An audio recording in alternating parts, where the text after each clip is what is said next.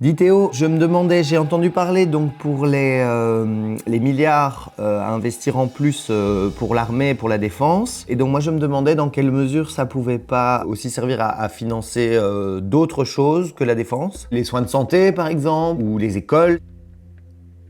Théo, tu m'entends ? Ça pourrait payer des enseignants, ça pourrait aussi garantir peut-être une pension décente pour tout le monde. Qu'est-ce que... Théo, tu m'entends ?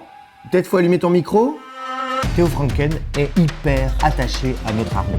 Il veut y investir beaucoup plus d'argent et y faire entrer plus de jeunes. Mais pourquoi ? Je me suis rendu sur le site préféré de Théo, celui de la Défense, et sur le site il est écrit « Lorsque nous avons une mission, qu'importe où, comment, quand ou dans quel contexte, l'essentiel est de savoir pour qui nous l'accomplissons. » Mais j'ai rien compris. Pour qui je devrais rentrer dans l'armée ? J'en sais rien. Alors comme d'habitude, j'ai demandé à quelqu'un. Pourquoi doit-on autant se militariser ?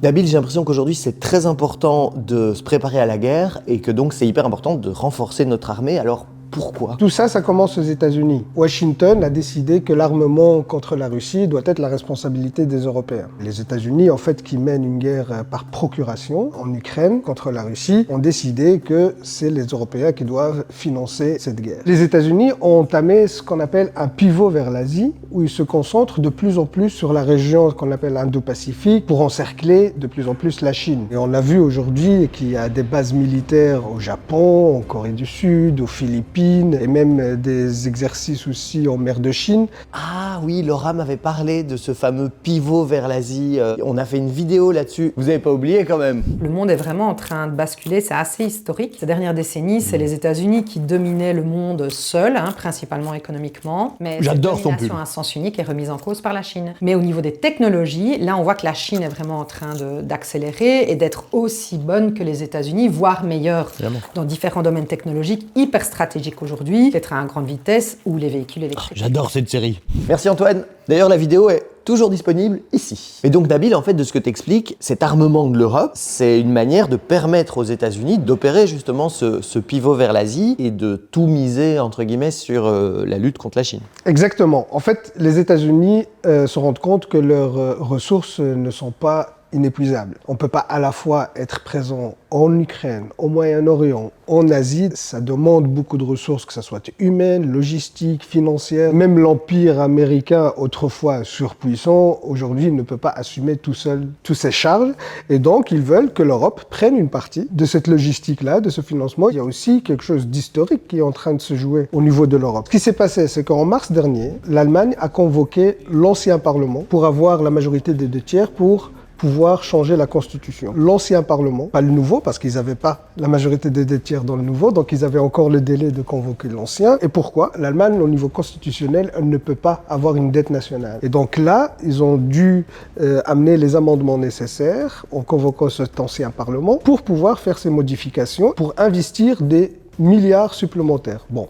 C'est pas dans les écoles, pas dans les hôpitaux, pas dans la sécurité sociale ou le logement, mais dans l'armée. Et il faut noter que c'est le plus grand investissement dans l'armement dans l'histoire de l'Allemagne. C'est quand même dingue pour un pays à qui auparavant l'Europe avait décidé que ce pays ne doit pas être armé, surtout après les 2 guerres mondiales dévastatrices. Mais aujourd'hui, l'Allemagne doit absolument s'armer pour préparer la guerre. Et donc ça c'est historique évidemment, donc ça fait peur, mais en quoi nous on a à voir avec l'Allemagne du coup ? L'Allemagne n'est pas toute seule en fait à se réarmer, même au niveau européen aujourd'hui de manière générale avec le plan préparation 2030.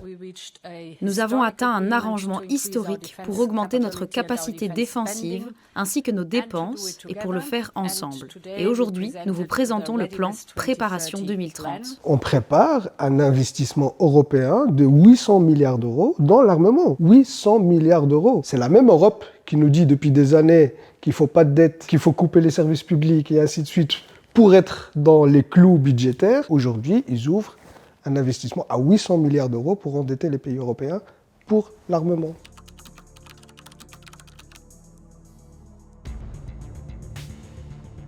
Être prêt pour la guerre en 2030, c'est pas que une question d'armes et de chars. Il s'agit aussi qu'il y ait assez de gens dans l'armée pour faire la guerre. Par exemple, Theo Franken a prévu d'envoyer une lettre à tous les jeunes de 18 ans pour leur proposer de s'engager dans l'armée. Mais qu'est-ce qu'ils en pensent, les jeunes de 18 ans? Qu'est-ce que tu comptes en faire de cette lettre? Je la déchirerai, je la jetterai à la poubelle. Ah mais je la déchire, je la jette, je la brûle. Alors moi je veux aller à l'université, je veux poursuivre ce que j'aime faire et j'ai pas forcément envie d'apprendre à tenir des armes. C'est vraiment pas quelque chose qui m'intéresse. Mais du coup, Nabil, en quoi c'est si grave en fait de s'armer, de se préparer à la guerre? Parce qu'on dit quand même qui veut la paix prépare la guerre. Bardot-Wever le dit aussi. On l'entend vraiment partout. Donc en quoi c'est un souci? Quand on prépare la guerre, on a la guerre. Si on veut la paix, il faut préparer la paix. Cette logique-là de se dire pour avoir la paix, il faut s'armer, ça provoque exactement l'effet contraire. C'est ce qu'on appelle le dilemme de sécurité. Le dilemme de quoi? Le dilemme de sécurité. Quand un pays renforce son armée, un autre pays peut le voir comme une menace. Et donc, il va avoir la même logique et la même politique, c'est aussi, lui, se renforcer. Et cette situation crée une escalade militaire. Cette escalade va créer le fait qu'il y a de plus en plus d'armes. Et plus il y a d'armes, plus la situation est explosive. Et généralement, ça se termine souvent par une guerre ou une grande guerre avec énormément de perdants et très peu de gagnants. L'Europe, elle doit pas aller très bien pour être dans cette situation aujourd'hui à préparer la guerre, parce qu'il me semble que l'Europe, ça a toujours été plutôt une assurance de paix. L'Europe a reçu un prix Nobel de la paix il y a une dizaine d'années pour ça. C'est un peu le seul territoire sans guerre pendant aussi longtemps, quoi. Donc qu'est-ce qui se passe là? Ça, c'est ce que l'Europe veut nous faire croire. Moi, je veux bien croire à l'idée que l'Europe est une force de paix, mais malheureusement, la réalité nous montre le contraire. L'Europe n'a jamais été une force de paix, comme on voudrait le faire croire. L'Europe a une logique impériale depuis toujours, et aujourd'hui, elle veut se donner les moyens pour l'exercer de manière beaucoup plus directe. C'est comme une vision un peu négative de l'Europe, j'ai l'impression, parce que ces interventions à l'étranger et tout ça, c'est quand même toujours pour essayer d'amener la stabilité. Mais ça, c'est une foutaise.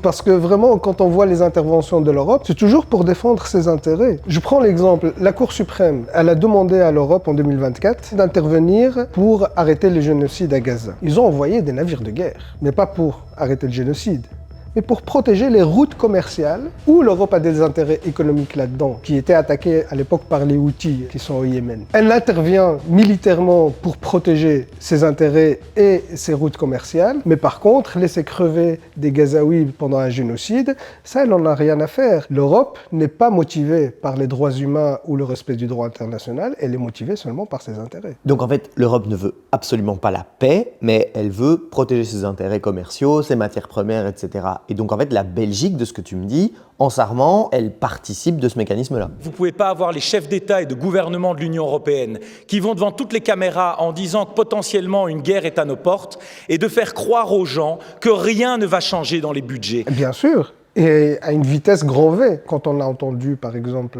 que ce soit Georges-Louis Boucher ou même les autres hommes politiques belges, qui nous appellent à augmenter le budget militaire à 2% du PIB. PIB, c'est toute la richesse, en fait, qu'on produit. Eux, ils veulent 2% de cette richesse-là pour l'armement. On doit augmenter la production militaire, munitions, artillerie, véhicules blindés, tout. Et ils disent qu'il n'y a pas d'alternative, que c'est indispensable.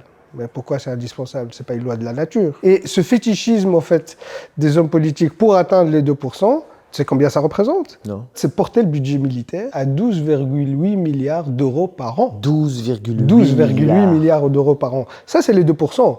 Mais là, on n'a même pas rempli ces 12 milliards et on veut déjà monter à 3,5%. Et 3,5%, ça veut dire 10 milliards supplémentaires. Ça veut dire 10 milliards de plus qui ne vont pas aller dans les pensions, qui ne vont pas aller dans les services publics, qui ne vont pas aller dans la politique sociale, mais qui vont aller dans l'armement. C'est quand même absurde comme politique. Et je me demande où est-ce qu'ils vont s'arrêter. Et c'est vrai que c'est quelque chose qui est jamais remis en question, en tout cas vraiment très très peu. C'est comme une espèce d'évidence. D'ailleurs, toi, t'en penses quoi? Dis-nous un peu dans les commentaires, ça te paraît normal ou pas tout à fait?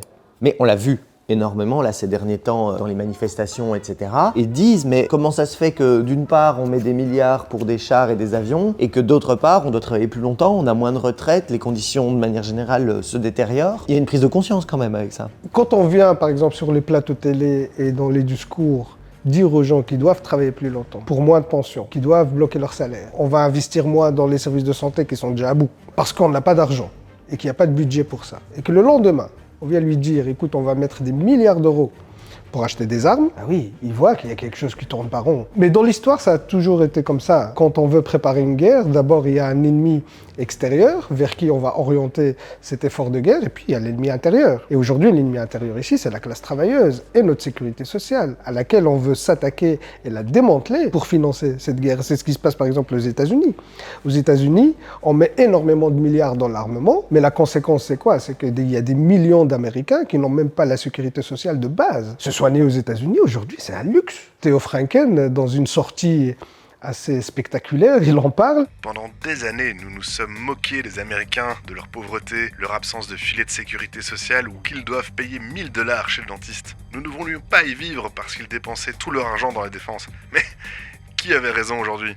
Les gens ne veulent pas ça. Les gens ne veulent pas envoyer leurs enfants dans les tranchées. Les gens ne veulent pas travailler jusqu'à 67 ans pour envoyer des chars dans le Sahel. Il y a un bon sens quand même populaire là-dessus. Et les bellicistes comme les Franken et compagnie, non seulement ils doivent préparer concrètement la guerre, mais pour y arriver, ils doivent aussi préparer les esprits à la guerre. Et donc, c'est pour ça, en fait, qu'il y a toute cette propagande qui est menée par les Franken et compagnie pour rendre, comme tu as dit tout à l'heure, on a l'impression que c'est inévitable et que ça paraît tout à fait logique. Mais non, en fait, il n'y a pas de raison que pour avoir la paix, on doit faire la guerre. Il n'y a rien de sensé dans cette phrase. Il veut faire croire des choses à travers une opinion pour que les jeunes le suivent, alors qu'en réalité, je pense que la menace, elle n'est pas réellement imminente. Et je pense qu'il joue vraiment avec la peur que les jeunes peuvent avoir pour la guerre et à cause de la guerre. Pour nous, on est plus en danger par rapport à notre confort de vie et à nos choix que par une soi-disant guerre. Au moment, il n'y a pas grand-chose qui bouge. Enfin, je trouve il y a surtout beaucoup de blabla autour de ça pour justifier justement le fait qu'on investisse dans les armes. Et c'est quoi d'après toi qui donne cette impression-là? Je pense que les réseaux restent un milieu qui est plutôt anxiogène pour beaucoup, même pour moi en vrai. Les gens peuvent te faire croire tout ce qu'ils veulent sur les réseaux sociaux. En Allemagne, on va même jusqu'à imprimer des publicités pour l'armée sur les boîtes de pizza pour toucher les jeunes. Bah oui. Il y a une boîte de pizza, les écoles secondaires, des publicités dans la rue pour l'armée. C'est logique, en fait, quand on veut faire accepter une idée de guerre à la population, et surtout que pour financer ces guerres-là, on doit tricoter la sécurité sociale. Il n'y a pas 36 000 solutions. Pour financer l'armement, il faut aller chercher l'argent quelque part. Et c'est pour ça qu'on utilise la peur pour que les gens acceptent des sacrifices. Et on crée ce climat de peur, ce climat un peu toxique, pour que les gens acceptent de travailler plus longtemps, d'avoir moins de pensions, et ainsi de suite. Notre mission, surveiller et protéger les zones vitales pour notre pays et pour la sécurité. On comprend mieux pourquoi Theo Franken essaye tant qu'il peut de rendre de nouveau l'armée populaire. Heureusement, ça n'a aucun effet sur moi. Non, sérieusement. Une autre voie est possible, et cette voie, elle commence ici avec Facto. On a besoin des uns et des autres pour faire contrepoids. Alors commence par une chose, c'est t'abonner et partager cette vidéo. Nabil, d'après toi, c'est quoi l'alternative? Parce que là, moi, j'ai l'impression que tout va tellement vite que ça paraît hyper difficile de prendre une autre voie. C'est fait exprès pour donner cette impression-là, pour empêcher en fait toute réaction, mais on doit surtout pas, et sûrement pas, rentrer dans cette logique-là. Il faut pas se mentir. Si on prépare la guerre, on va avoir la guerre. Je pense que nous, on a envie de la paix, donc il faut préparer la paix. Et pour ça, on n'a pas besoin de l'OTAN, on n'a pas besoin de F-35, on a besoin d'une politique de paix. Et cette politique de paix, elle sera impossible si on ne change pas de cap aujourd'hui. Et en fait, le problème, Antoine, il est beaucoup plus global. Le capitalisme, aujourd'hui, il est coincé dans un réseau d'intérêts basé sur la course aux matières premières, la course au profit, les guerres géostratégiques. Quand on voit aujourd'hui qu'on n'intervient pas dans le génocide à Gaza, c'est pour des raisons géostratégiques. On s'en fout des droits de l'homme. Ce qui se passe au Congo, c'est pour des matières premières. On s'en fout des droits de l'homme. Il y a une logique de ce système-là qui n'offre aucun avenir, ni à l'homme, ni à la planète. Et c'est ça qu'il faut changer. Nous, on a besoin d'un monde dans lequel on défend l'avenir des gens, la paix et le socialisme. Et c'est ça l'avenir de l'humanité, et c'est ça qu'on a besoin aujourd'hui. Ça me paraît une excellente conclusion. Merci beaucoup, Nabil. Merci à toi aussi, Antoine, et reviens quand tu veux. Hein. Merci.